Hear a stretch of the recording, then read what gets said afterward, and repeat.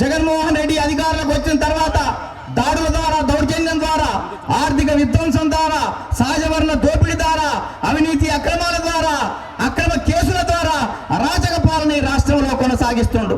ఖజానాని ఖాళీ చేసిండు, సహజ వనరుల లూటీ చేసిండు, రిషికొండకు గుండు కొట్టిండు.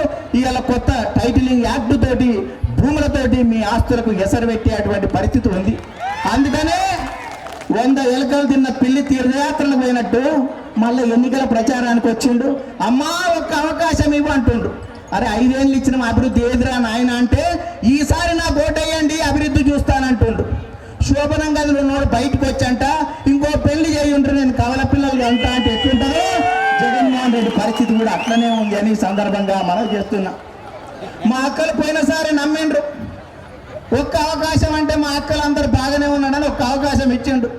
జగన్ ఒక్క అవకాశం ఇస్తే ఇంట్లో వెలుగు వాయే, బడిలో తెలుగు వాయే, నదిలో ఇసుక వాయే, గుడిలో విగ్రహాలు వాయే, కాపుల రిజర్వేషన్లు వాయే, పోలవరం ఆగిపోయే, నేరాలు మెరిగిపోయే, ఘోరాలు జరిగిపోయే, రాష్ట్రం అప్పులు వాయే, ఆస్తులు తనఖకు వాయే, తల్లికి గౌరవాధ్యక్ష పదవికి వాయే, చెల్లె ఆస్తి వాయే, బాబాయిని పైకి పంపిండు, బాబుని జైలుకు పంపిండు.